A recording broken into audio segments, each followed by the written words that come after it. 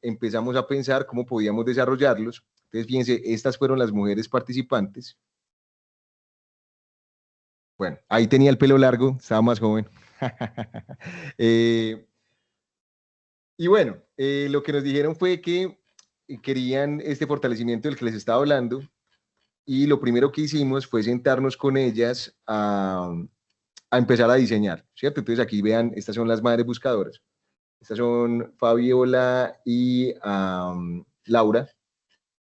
Y empezamos con ellas a hacer el diseño del fortalecimiento. Entonces primero empezamos a pensar um, cuáles eran los proyectos más realistas que podíamos empezar a generar, qué elementos queríamos que tuviera ese fortalecimiento. Fíjense que fueron como varias sesiones.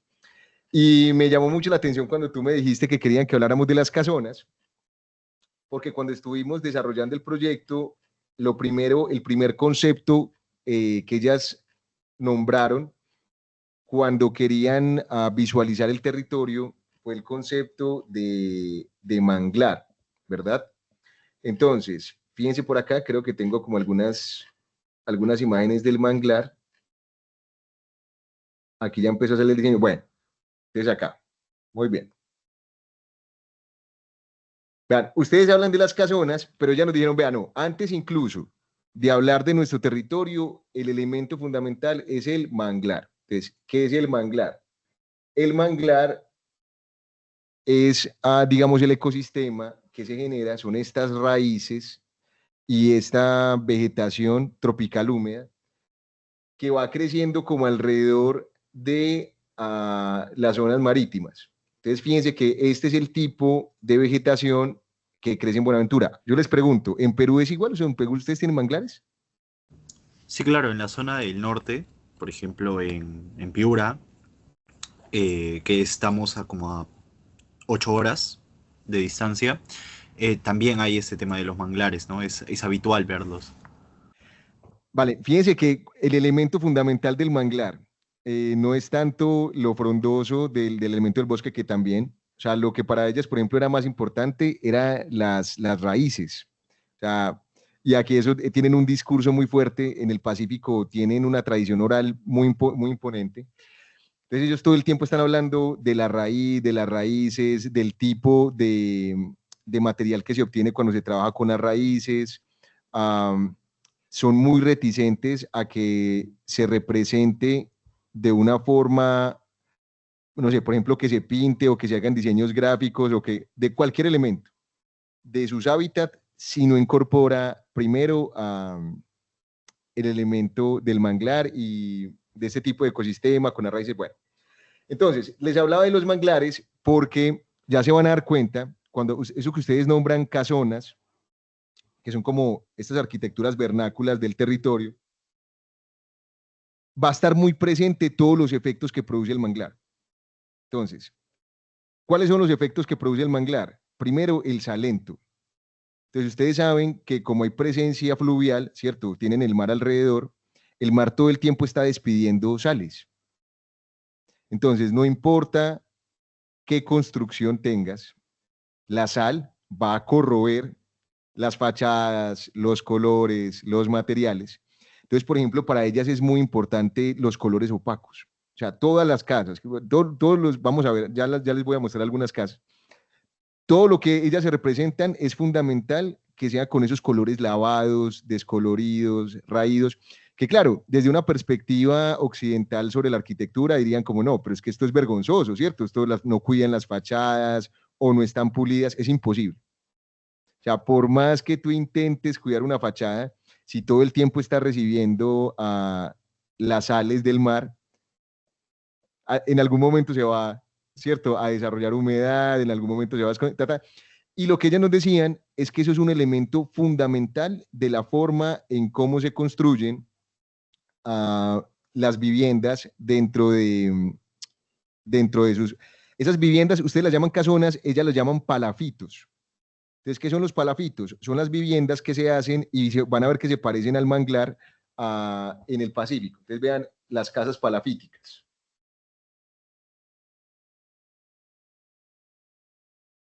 Entonces, vean, esta es una casa palafítica tradicional de Buenaventura.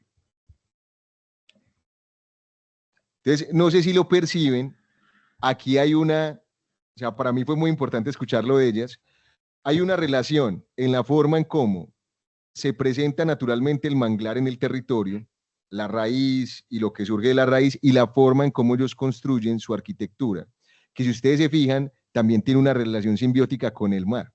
Entonces, fíjense aquí los colores, fíjense en la arquitectura, para ellos es fundamental que en la casa palafítica, ¿cierto?, haya una estructura de raíz. Entonces, vean de dónde sale el diseño, o de dónde está inspirado. Está inspirado, ¿cierto?, en la raíz están. Obviamente, después de esto desarrolla una función. Entonces, el hecho de que esté así, eso te permite que cuando la marea sube, tu casa no se inunde, y que cuando la marea baja, tú tengas, porque esos espacios se utilizan como conductos de transporte. Y es una cosa brutal. Entonces, aquí les voy a decir algo, esto igual queda grabado, pero bueno, que es más, eso hace que sea más complejo. Entonces, les estaba hablando ahorita de un concepto que no terminé de desarrollar y era el concepto de los esteros. Entonces, ¿qué es un estero? Un estero es algo como esto, es algo como esto, vean. ¡Pum!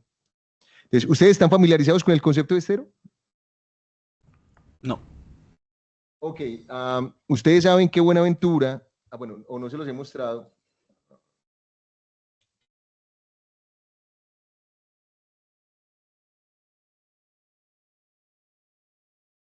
Vean, Buenaventura está ubicada en el Pacífico colombiano, ¿sí o no?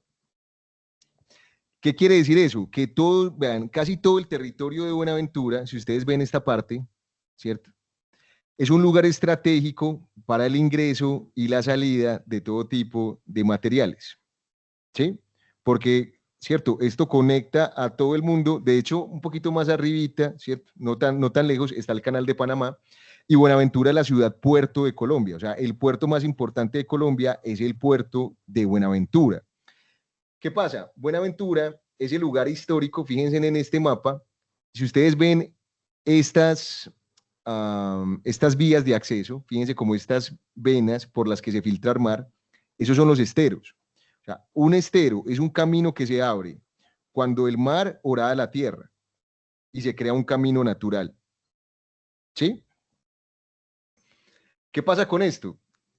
Este mapa, todos los mapas que se hacen de Buenaventura están desactualizados. ¿Por qué? Porque el mar orada todos los días a la tierra. O sea, todos los días los caminos cambian. Y son kilómetros y kilómetros y kilómetros de esteros. No hay una formación biótica, esto me lo dijo el biólogo más calidoso que yo conozco, no hay ninguna formación terráquea más rica en términos de biodiversidad y de morfología que Buenaventura. Es el lugar en términos bióticos más rico que existe en el planeta. De hecho, es el segundo lugar donde más llueve porque tiene la hidrosfera más densa. Y eso es una cosa impresionante porque esto lo que genera es que los esteros, que son esos caminos que se van formando, cambien todos los días. Entonces, yo les pregunto esto. O sea, ¿por qué sería atractivo un lugar donde las vías de acceso y de salida cambian todo el tiempo? ¿Por qué sería interesante? Por la vasta diversidad que puede generar No, no, algo, no, no. Piensa como un empresario. un empresario, porque puede entrar y salir constantemente. Puede entrar y salir sin ser. Registrado sin Eso ser... sin ser visto. Claro. O sea, no existe suficiente pie de fuerza en el planeta, ni en Colombia, ni en ninguna parte, para controlar un estero. Porque tú no puedes predecir qué vías se van a formar y qué vías se van a cerrar.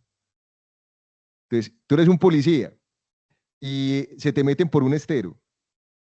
Tú no sabes, o sea, no hay ningún mapa que logre identificar todos los esteros. Un estero se puede abrir o se puede cerrar dependiendo de la marea. Si la marea está muy alta, algunos esteros se abren. Si la marea está muy baja, algunos esteros se cierran. Entonces, por ejemplo, no hay persecución policial dentro de los esteros. Está prohibido. Y ojo con esto, todos los esteros conducen a casas palafíticas. Entonces vean cómo empieza a crearse aquí una historia muy hermosa en términos bióticos, pero muy entristecedora en términos económicos. Porque todas estas casas palafíticas son casas de muchísima pobreza, son controladas por quienes entran y sacan un cierto tipo de mercancía por la cual es popular nuestro país, y no es el café. ¿Qué será lo que entra y sale por ahí?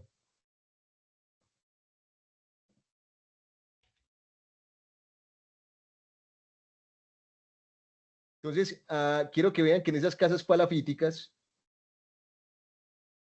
vean, son las que conectan con los esteros y se ven así. Entonces, por acá hay otras imágenes. Vean esto.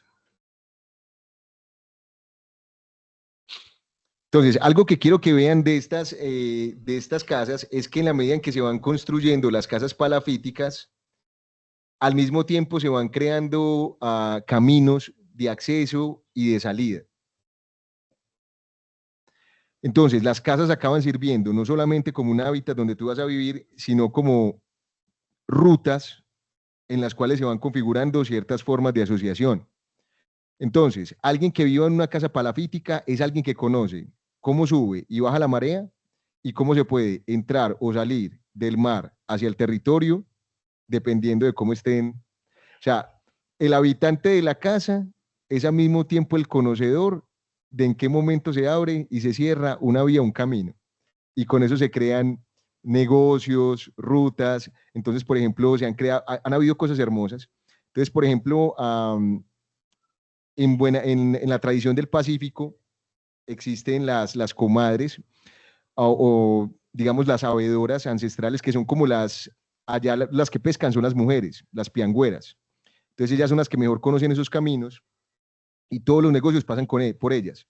Entonces, por ejemplo, cuando necesitan defender a los hijos o cuando hay violencia o cualquier cosa, ellas arman unas rutas por debajo de las casas palafíticas que no conocen sino ellas y que es imposible seguir. A mí cuando yo lo escuché me pareció hermoso. También son rutas por las que transportan, por ejemplo, les prohibieron en el Pacífico, no recuerdo cuál es el nombre de la organización multinacional que tiene los derechos de explotación ah, ¿cómo se llaman? Dame una ceviche de camarones. Les prohibieron a ellos que extrajeran camarones. Entonces ellas, ¿cierto? Ahí con las casonas van delimitando una ruta de extracción de camarón para ellas, en la que no las pueden sondear, no las pueden inventar. O sea, es imposible que alguien se dé cuenta de lo que hacen en esos espacios. Bueno, también quiero que se den cuenta que todos los materiales que componen a las casas palafíticas generalmente suelen estar derivados de los manglares. O sea, toda la madera. Entonces, fíjense, por ejemplo, que siempre las fachadas tienen como estas condiciones, no sé, ¿cómo las nombrarían ustedes?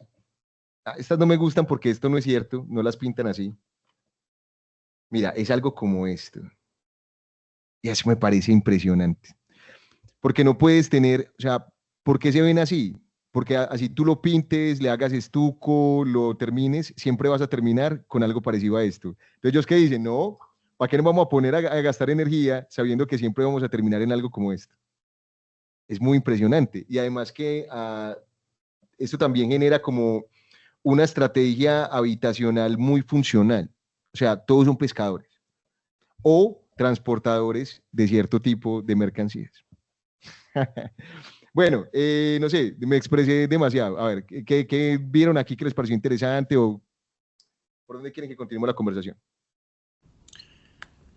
Se me hace muy interesante el tema de las casas palafíticas porque justamente se nota que ya es una cultura que viene arraigada desde hace muchos años y me imagino siglos propiamente y es natural de Colombia o bueno, propio de Colombia como una identidad, ya que el país es un país caribeño, ¿no? Justamente le quería preguntar eso, profesor. Usted, desde su punto de vista, eh, ¿cómo ve que es el tratamiento que tienen las personas a este tipo de casas? O sea, si bien no las pintan porque saben que no va a servir de nada pintarlas y es un ahorro de energía, como bien comenta, pero ¿cómo cree que es el cuidado que ellos tienen para mantener las estructuras firmes? Ya que por ejemplo, nos comenta de que ninguna de estas casas están diseñadas para que, a pesar de que haya marea alta y todo ello, no tengan un desastre amplio, ¿no? En el caso de Perú, por ejemplo, existen este tipo de casas también, sobre todo en zona de Iquitos, más o menos, que es la selva, pero que sí sufren estos daños. O sea, cuando el río Amazonas, que es la que está aledaña a Iquitos, eh, incrementa en tamaño, la mayoría de estas casas tienen un sufrimiento demasiado desastroso, pero como lo que se me hace curioso es que las casas paliafíticas de Colombia no pasa tanto así. ¿Cómo cree que es este mantenimiento que la gente tiene y el por qué específicamente no sufren unos daños desastrosos, ¿no? Mira, hay un concepto que es un concepto, bueno, es que aquí hay muchos elementos súper interesantes. Fíjate que no todas las casas palafíticas son idénticas. Hay unas casas palafíticas, por ejemplo, como estas. Y en esas casas palafíticas hay como una imbricación de la tradición de o sea, en Buenaventura la población generalmente suele ser afrodescendiente. Eso quiere decir que eran migrantes africanos, ¿cierto? Que entraron aquí y se quedaron ahí en el puerto. Las casas que son de nativos afrodescendentes generalmente tienen unas características, a ver, más parecidas a esta que les mostré. O sea, fíjense que los habitantes afrodescendientes tratan de aprovechar como los recursos, porque Buenaventura es una ciudad que está dividida entre al urbano y lo fluvial. Entonces, las casas que son de los nativos bonaverenses, es decir, de personas afrodescendientes o de negros, ¿cierto? Suelen ser casas que aprovechan los materiales que hay en ciudad. Entonces, aprovechan el aluminio, pero también aprovechan la madera, aprovechan no sé qué. Ahora, Buenaventura es un lugar en el que también hay mucha presencia indígena. Entonces, los conceptos de las poblaciones indígenas también han permeado muy fuerte a la cultura negra. O sea, ahí hay como una imbricación, eso se llama transeccional, ¿cierto? Hay dos culturas claramente diferenciadas, con intereses diferenciados que comparten agendas. Entonces, también hay un elemento muy fuerte de las malocas, por ejemplo. Las malocas son otro tipo de arquitectura. Estas generalmente suelen estar en los bosques, y la construcción de la maloca suele aprovechar, por ejemplo, otro material que no está tan presente en estas casas palafíticas, en estas en específico, aunque hay algunas que sí los incorporan, y es el heno. Entonces, fíjense, por ejemplo, acá, vean estas. Por ejemplo, solamente viendo la arquitectura, ustedes de aquí se pueden dar cuenta que aquí, por ejemplo, la presencia es una presencia eh, que está mezclada. O sea, aquí hay presencia indígena y también hay presencia negra. Entonces es una casa palafítica con algunos elementos de las malocas. Entonces, ¿por qué me parece que esto es interesante? Porque el mantenimiento en Buenaventura ha tenido como esta herencia también indígena, y ellos hablan de las mingas. Entonces, ¿qué es una minga? Una minga es un trabajo colaborativo, ellos dicen que es a mano cambiada. Entonces, si alguna de las casas palafíticas sufre un daño, todos los de las demás viviendas, ¿cierto? Hacen como un aporte, entonces, o de madera, o de comida, o de alojamiento, y reconstruyen.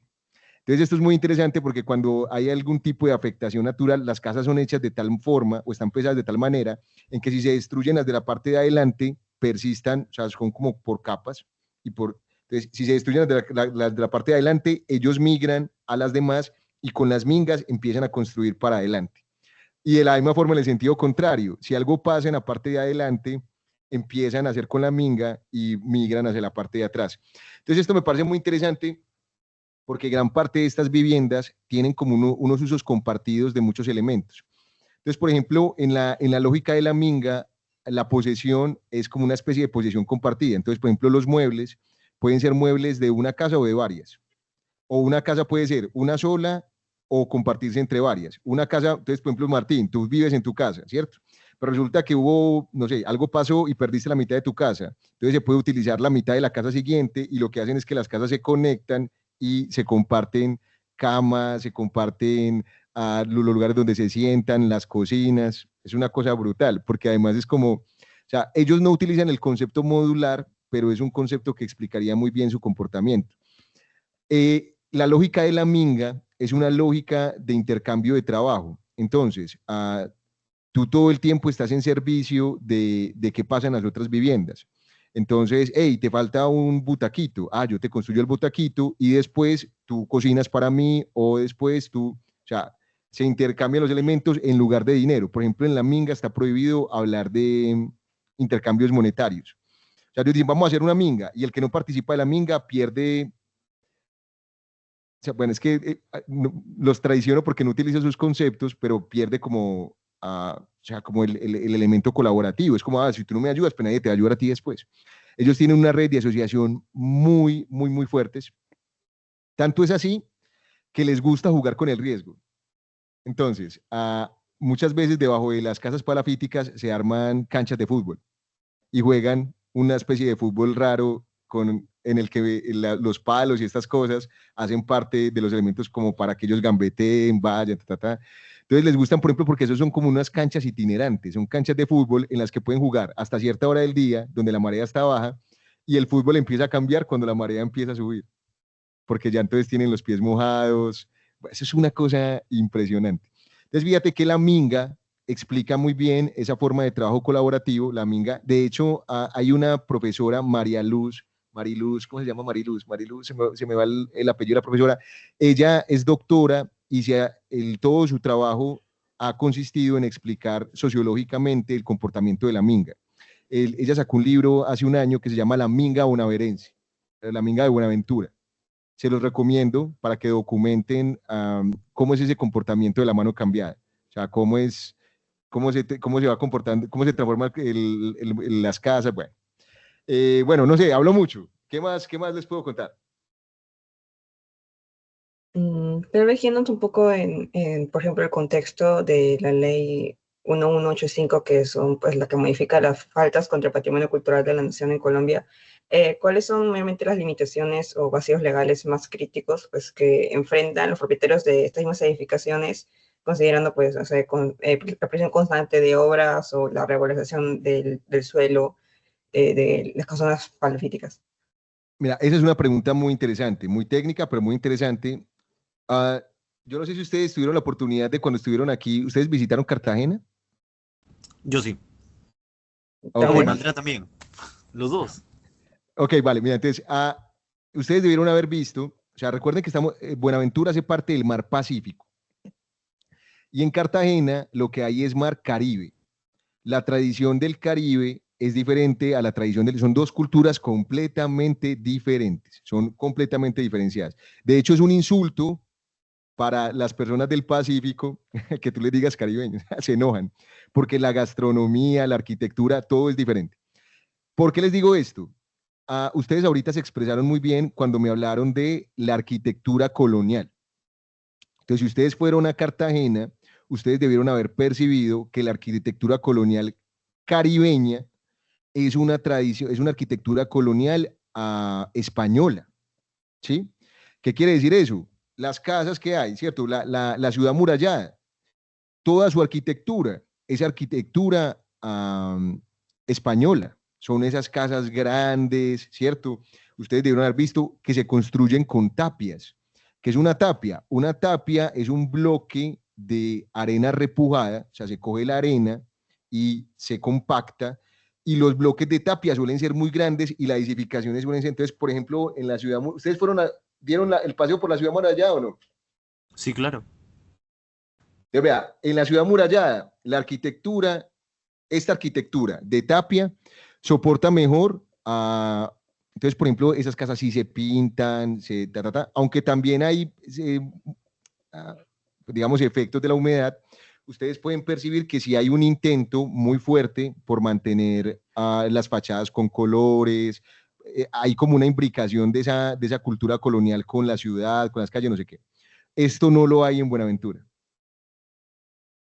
O sea, en Buenaventura ustedes no van a ver arquitectura colonial española. No la hay. No, que es que aquí está la casa. No.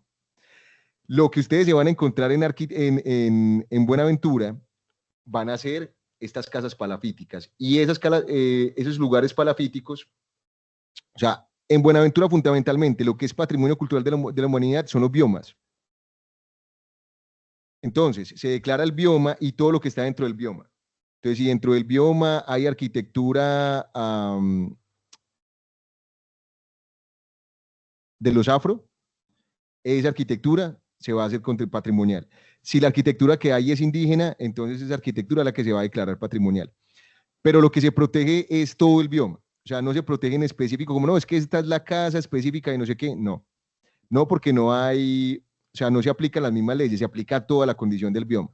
Entonces, por ejemplo, en este momento se ha declarado Patrimonio Cultural de la Humanidad toda la zona, toda la reserva natural de Buenaventura. Entonces, por ejemplo, San Cipriano, les voy a mostrar aquí San Cipriano. Es la reserva natural más San Cipriano, Buenaventura.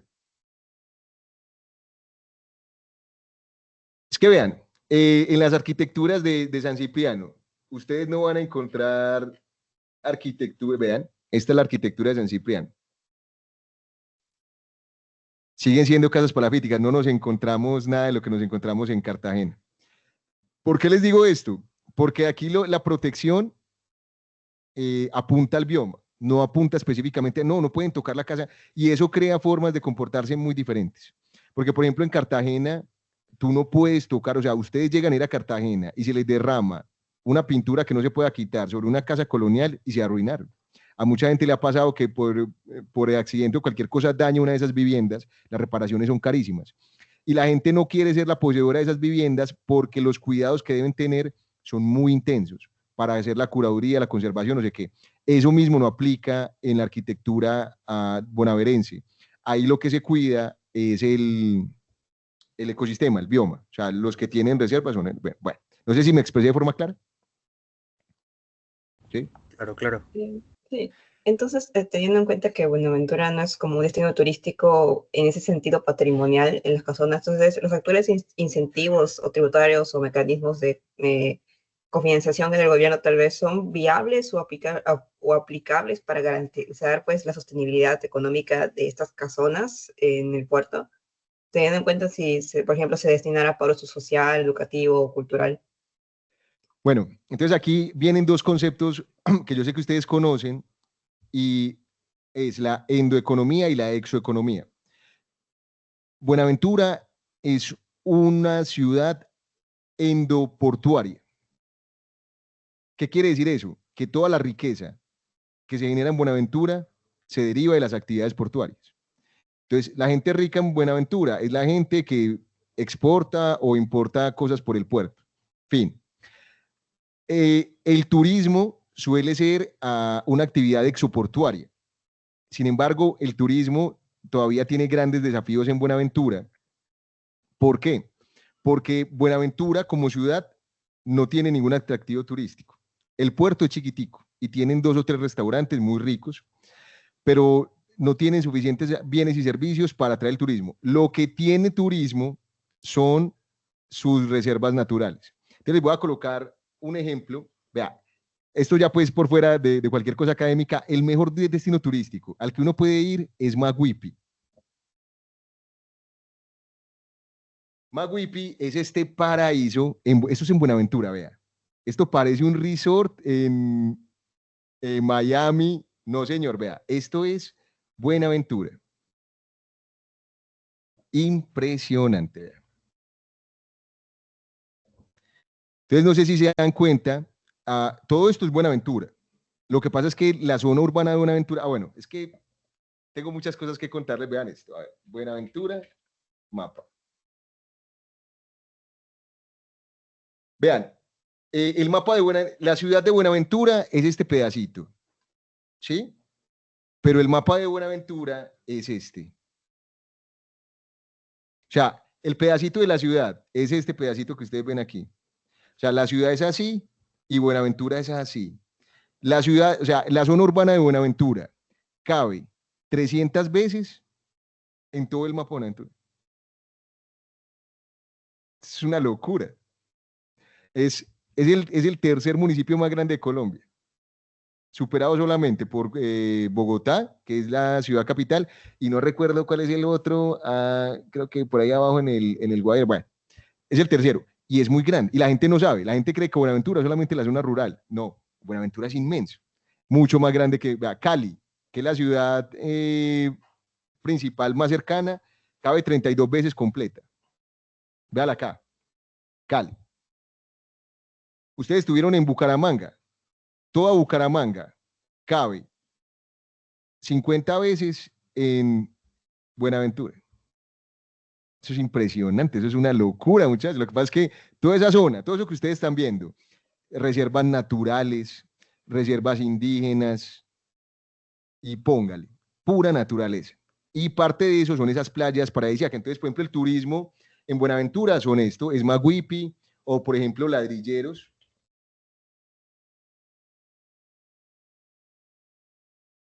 Son playas paradisíacas donde, por ejemplo, el mayor atractivo turístico es la observación para los biólogos, por ejemplo. Entonces, la mayor cantidad de visitantes que recibe el turismo que recibe Buenaventura es turismo científico. Vienen biólogos de todo el planeta a estudiar las formas de vida, porque si tienen un bioma muy rico. O también, por ejemplo, la observación de ballenas. En octubre pasan ballenas y se pueden observar desde las playas. Yo les puedo decir que yo vi una ballena desde una playa de Buenaventura. ¿Quién cuenta eso? Es más, les puedo decir que iba en una lancha. Ah, bueno, no, mentiras. Que toqué a la ballena. Ah, no, no, mentira. No. Eso no lo puedo decir, pero sí les puedo decir que la vi. Entonces, fíjense que el atractivo turístico son estos lugares paradisíacos donde tienen lugares como esto. Vea, esto es Buenaventura. Les voy a mostrar, también está Ladrilleros. ¿Cómo se llama la otra? Se llama La Barra. Vean. Entonces, ¿qué son? Son pequeñas partes de playas, ¿cierto? Donde colocan algunos bienes y servicios, la gente va y se relaja, pero no hay mayor cosa, ¿no? O sea, ahí está el mar, algunas piscinas, el hotel, en fin. O sea, el gran atractivo es la observación de las formas de vida y los comportamientos que tienen allá, que no se puede tener, o sea, ustedes eso no lo pueden hacer en Cartagena. Los lugares de observación están muy restringidos y la exploración también. Entonces, por ejemplo, el turismo en Buenaventura tiene dos formas, el turismo de agua salada y el turismo de agua dulce. Entonces, el turismo de agua dulce, usted se mete a la jungla, al manglar, ¡fra! Y eso es una cosa impresionante. Vea, panteras, tigres, leopardos. ¿Usted dónde se va a encontrar eso en otra parte? Ustedes imagínense ver una pantera. O sea, no en un zoológico, una pantera en el manglar. Ay, papá, para que usted vea lo que es la belleza. Una pantera, el animal más hermoso del planeta. ¿Ustedes alguna vez visto una pantera? Sí, claro. Sí, sí, sí. Pero la han visto, o sea, pero en un zoológico, ¿viste una pantera en un zoológico? No, es que yo soy de la selva, sí la pude ver así casi. Ah, no, es que la pantera es el animal más hermoso que existe en el planeta. O sea, es una cosa impresionante. Y en Buenaventura los tiene. O sea, para que lo vean.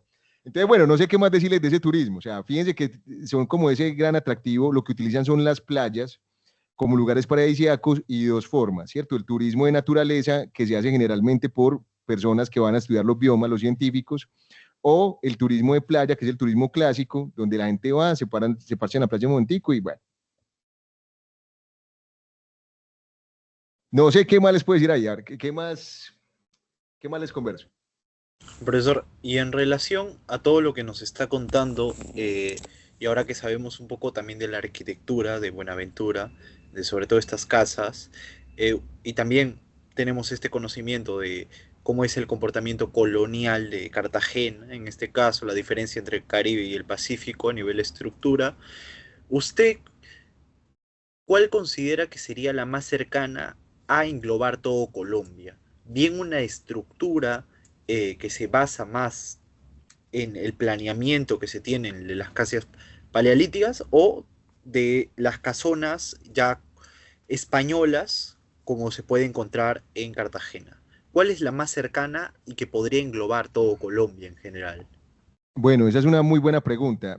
Y yo te diría que no sé, o sea, no tengo suficiente conocimiento para responderte de una forma muy precisa, porque no conozco ningún lugar de Colombia donde se junten los elementos del Pacífico y los del Caribe. De hecho, se diferencian precisamente por eso, porque en el Pacífico tú no encuentras arquitectura colonial y en el Caribe es muy difícil encontrar este tipo de casas palafíticas, pero por un elemento fundamental, y es que desde su fundación, Cartagena ha sido un lugar fundamentalmente diseñado, ¿cierto? La planificación ha seguido las lógicas occidentales, las cuadratas, las iglesias, los mercados, o sea, toda la arquitectura fue pensada para ser habitada por colonos españoles y por los criollos, que eran el mestizaje que se iba formando. Por el contrario, Buenaventura tuvo un crecimiento poblacional de esclavos, o sea, cuando lo liberaban o cuando venían, cuando entraban por ahí no vivía, o sea, no hubo muy poca población española viviendo en Buenaventura. Y eso hizo que las lógicas fueran completamente diferentes. O sea, en el Pacífico, todo lo que es Nariño, todo lo que es el Valle del Cauca, todo lo que es el Cauca, tú no te vas a encontrar, o es muy poco la arquitectura, lo de las casonas coloniales.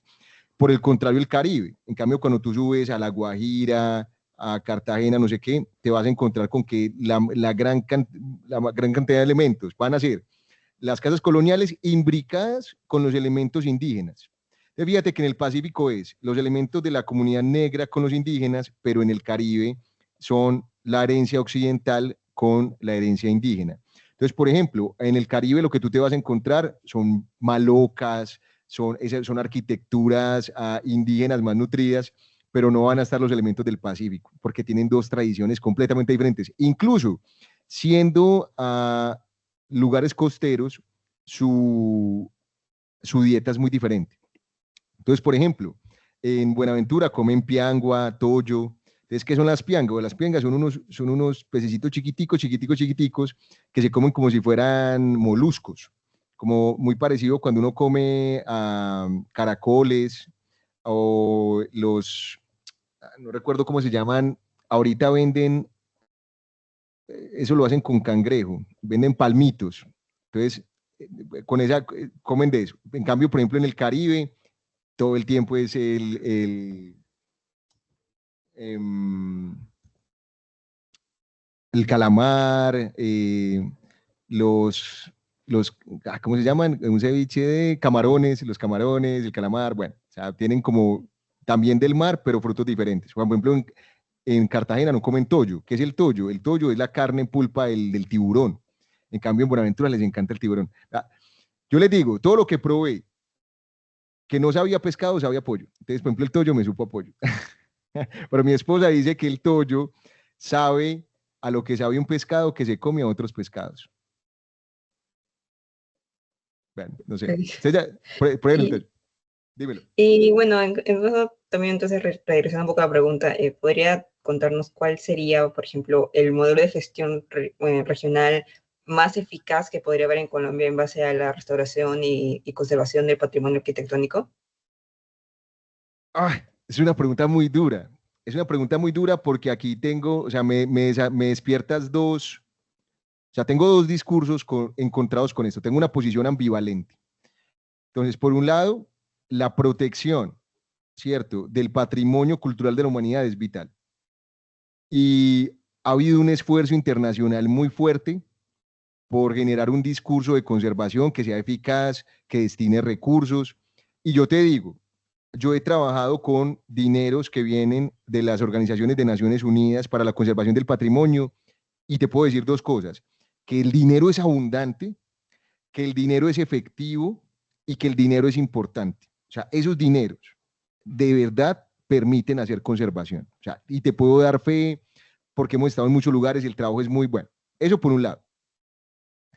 Pero por otro lado, también es cierto que las lógicas de conservación generan un tipo específico de cuidado. Y esto es algo con lo que tenemos que tener mucha reserva. Es decir, cuando la ONU declara que un lugar del planeta va a ser considerado patrimonio cultural de la humanidad, eso desarrolla unas lógicas de atención, de atracción de turismo y de cuidado que muchas veces no corresponden con las formas de habitar de los que están en ese lugar. Les pongo el ejemplo del Tayrona. El Tayrona es un parque recreativo del Caribe. No, vea cómo me expreso. No, incorrecto, me desdigo. El Tayrona es una reserva natural. habitada por indígenas, territorio sagrado colombiano de los indígenas. ¿Qué significa territorio sagrado para ellos? En ese territorio no se puede hacer nada. O sea, territorio sagrado quiere decir que el hombre no puede o no debería entrar en contacto con ciertas zonas. ¿Por qué? Porque son lugares que ancestralmente, ¿cierto? Ya habían sido percibidos por las tribus que habitan en sus alrededores como lugares generativos, ¿cierto? Son los lugares que utilizan los biomas para poderse regenerar. Entonces ahí están todas las especies madre, ahí es de donde cuando hay extinción de alguna especie, en los lugares sagrados se vuelven a generar. Bueno, cuando se declara patrimonio cultural de la humanidad, eso atrae ciertas formas de atención, ciertas formas de cuidado, y se les arrebata a los que han tenido el hábitat. Entonces, no sé, por ejemplo, no recuerdo cómo se llaman las tribus que están alrededor del Tayrona. Ellos son los que han cuidado sus territorios históricamente y lo han hecho muy bien, puesto que hace miles y miles y miles de años están ahí, han sabido convivir con esos biomas y los biomas han estado en la mejor condición posible. Cuando se declaran patrimonio cultural de la humanidad, la gente se da cuenta de que existen esas reservas vírgenes y empiezan a venir. Entonces es verdad que la plata que se utiliza sirve, pero eso atrae tanta atención, tanto turismo y tantas intenciones de decir cómo se tiene que controlar la zona, que los que pierden el control del hábitat son los que lo han mantenido históricamente. Y eso es muy problemático. Pero también hay que decir, dímelo. Bueno, y entonces, ¿qué ciudad de Colombia es la que mejor cuida su patrimonio arquitectónico? Puta, qué difícil. Qué difícil porque solamente te puedo dar respuestas incorrectas, porque todas tienen sus pros y sus contras. O sea, una respuesta ligera sería Cartagena, porque es a la que más plata le meten y la que es más vistosa, pero es falso. O sea, en Cartagena, mira, este fenómeno cartaginés, el centro histórico de Cartagena ya no tiene ningún cartagenero. La gentrificación los sacó a todos. La gente de Cartagena no vive en Cartagena, vive en las periferias de Cartagena. En Cartagena solamente hay Airbnb y turistas. Mira cómo las políticas de conservación conservan muy bien la arquitectura, sí, la arquitectura está muy bien cuidada, le meten mucha plata, sí, sirve, sí. ¿Para qué sirve? La gente vernácula se fue. Entonces, tú me dices, bueno, ¿quiénes son los que mejor la hacen? Mira, por ejemplo, en el paisaje cultural cafetero, Pereira, Antioquia, la región andina, me parece que lo hacen muy bien porque lo que hacen son rutas de turismo en las que tratan de mantener las arquitecturas coloniales,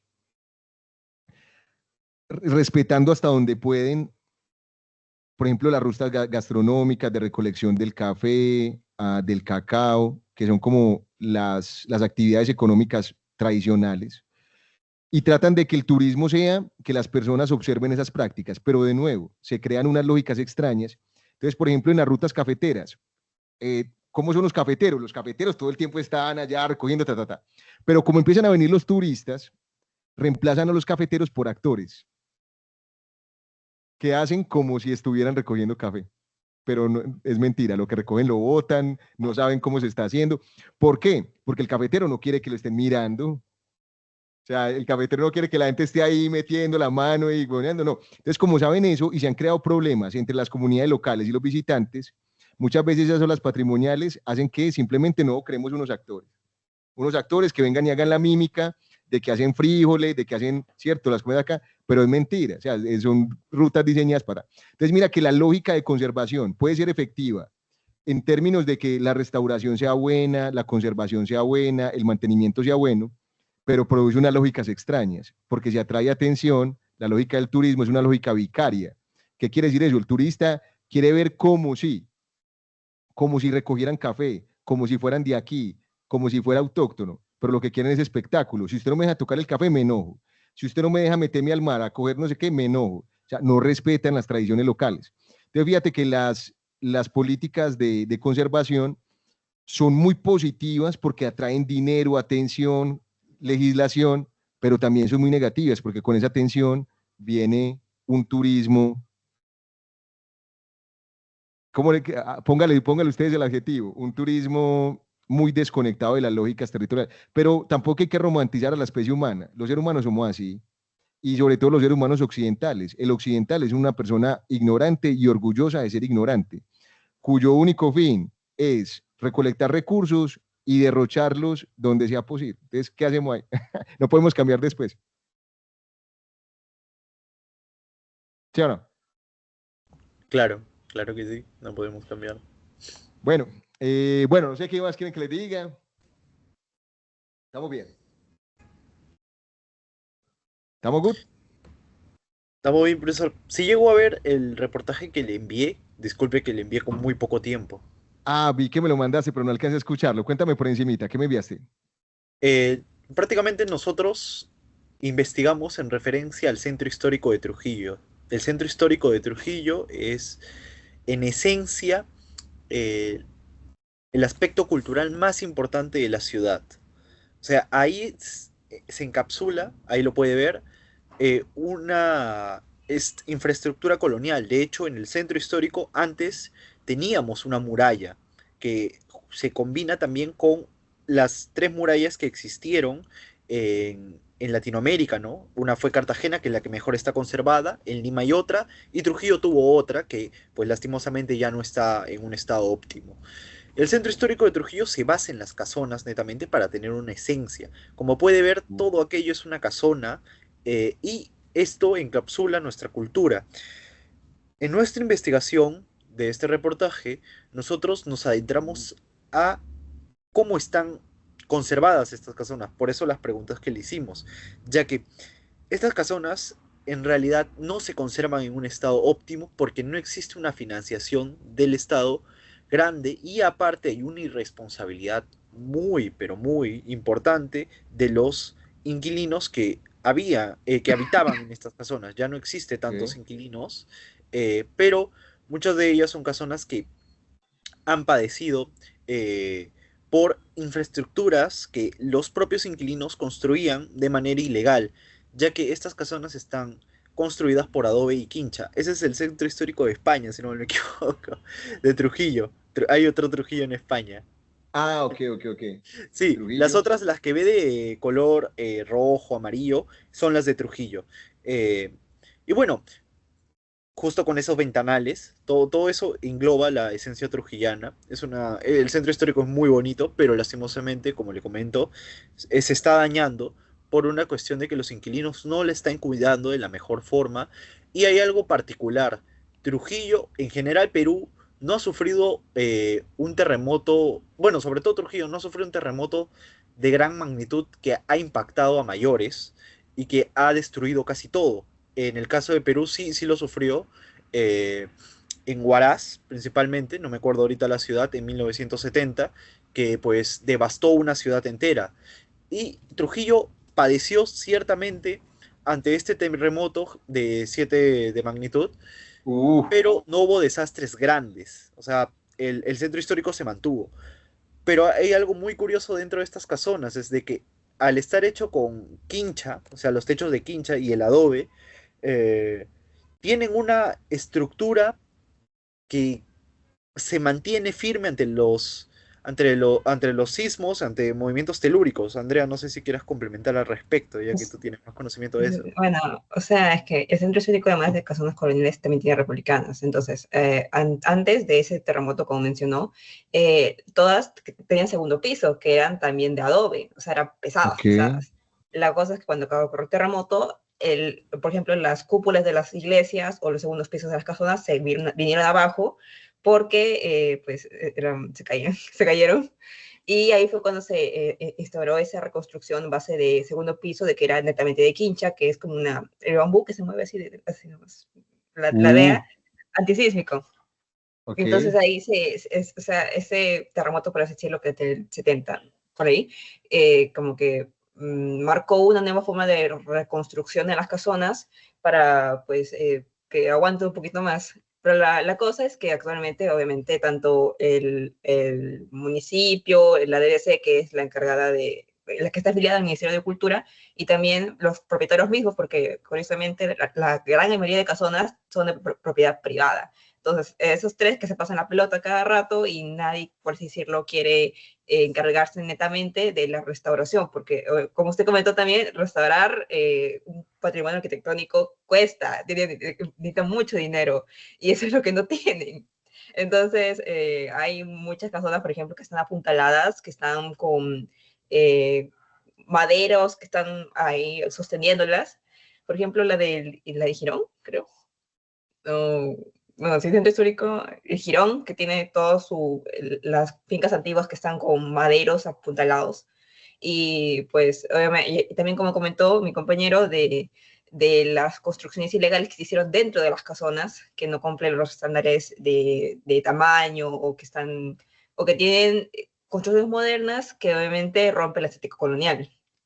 Entonces, el reportaje que habíamos tratado, que qué pasaría si ocurriera otro terremoto así grande, con estas casonas que están, algunas a punto de derrumbarse, otras que están medias ahí. Eso es lo que nos enfocamos, netamente el problema de que no hay mucho interés o restauración, o bueno, interés o empeño en querer restaurarlas correctamente. Uy, es muy interesante. Es muy interesante. Lo que pasa es que lo están viendo desde una perspectiva técnica y arquitectónica, porque, o sea, las cuestiones antisísmicas tienen del ancho y de largo, o sea, les tocaría mirar casi que edificación por edificación para saber cómo tienen las fundaciones. Me parece muy interesante en esto que estoy viendo y es que se parece un montón a, bueno, ustedes fueron a Cartagena y a Trujillo, ¿se parece? Sí, O sea, de cierta forma. esta iglesia es igual, me parece muy Es la parecida. catedral. O sea, yo veo esta imagen así rápido a ojo y yo digo que es Cartagena. Impresionante. Wow, me encantó Trujillo. Me va a tocar ir. Muy bello. Lo esperamos, profe. Sí, por Oiga, favor. ¿ustedes viven en Trujillo? Sí, claro. Sí, Ah, yo no sabía. ¿Y Trujillo tiene mar? Sí, sí, en Huanchaco, en muchas playas también. no es tan lindo como el de No, Cartagena. no es lindo. Por eso decir, el centro histórico es lo más que sirve para turismo en Trujillo, porque si vas a Trujillo netamente no hay muchos lugares para turistear, salvo el centro histórico, pero el problema es que el centro histórico está ahí en decadencia, entonces nuestro valor, nuestra identidad está ahí ladeando, pues. Por ejemplo, si busca fincas antiguas del centro de Trujillo, creo que hay imágenes de los palos que están sosteniéndola. Centro histórico de Trujillo. Pucha, Sí, sí, sí, justo fincas ahí tuvimos antiguas. la oportunidad de entrar. A ver. Hay Ya, los palos que esas. están, no, los palos que No, están otra. sosteniendo en la S. Así están Esa. Ah, no actualmente. les puedo creer. ¿Eso es así? Así Uy, están qué. actualmente. Y tuvimos la oportunidad de entrar a una de las fincas, que obviamente son como casonas todas unidas, que parece un rompecabezas, y estaba fea. Fea por dentro. Y era una de las medias decentes que estaban mal. Porque hay otras que se tienen que entrar hasta con casco, porque están a punto de desplomarse. Sí. Claro, ¿no? Y fíjense ahí que, o sea, la legislación ayuda o entorpece, por lo que tú dices, o sea, se rotan la pelota. Es que yo no sé si ustedes, bueno, ustedes ya que hicieron este reportaje, me imagino que vieron que, o sea, en las políticas de restauración y conservación son muy estrictas. Entonces, solamente puedes usar cierto tipo de materiales a ciertos tipos de horas, no puedes cambiar la fachada, no puedes cambiar los colores, no puedes, Exacto. si tratando de restaurar un elemento interviene eso uno ajeno, te toca trabajar sobre el otro, entonces te cae un pedacito de pintura y después quite el pedacito de pintura. No, eso es una Exacto. cosa impresionante, o sea, se los digo con conocimiento de causa porque a uno de los profes que conocí en un trabajo que estuve haciendo en Nariño, el papá es dueño de una de uno de las casas coloniales del centro histórico de Cartagena. Y lo que nos decían es que, o sea, dentro de los polígonos del plan de ordenamiento territorial, el centro histórico está delimitado, pero dentro del centro histórico hay unas subdivisiones y eso también es muy interesante, o sea, cómo se utilizan ciertos elementos para hábitat, ciertos elementos para comercio, ciertos elementos para no sé qué. Entonces, por ejemplo, el señor estuvo muy de malas porque le tocó la zona de conservación, pero no le tocó el polígono de comercio. O sea, le tocó vivienda. Entonces el man dice, no, pues que esto es impresionante. O sea, primero, la valoración del inmueble sube un montón. Entonces dice, no, está bien, pero no lo puedo vender. O sea, nadie me va a comprar un inmueble que es arquitectura colonial histórica, pero que el único uso que se le puede dar es vivienda. Nadie quiere vivir ahí. O sea, es imposible pagar el arriendo, o sea, cero. El predial es altísimo. Entonces, o sea, los efectos que producen esas legislaciones, ¿no? O sea, porque ustedes me dicen, por ejemplo, que muchos de ellos no les dan dinero, pero, o sea, generalmente suelen haber políticas internacionales, o sea, yo se lo digo porque conozco algunos casos en los que la conservación es muy útil y en las que de verdad hay como un esfuerzo, no sé qué. Pero mucha gente, muchas veces también pasa es que la gente se aprovecha de esos recursos para colocar, entonces tienen una arquitectura histórica, no sé qué, y por dentro es una discoteca.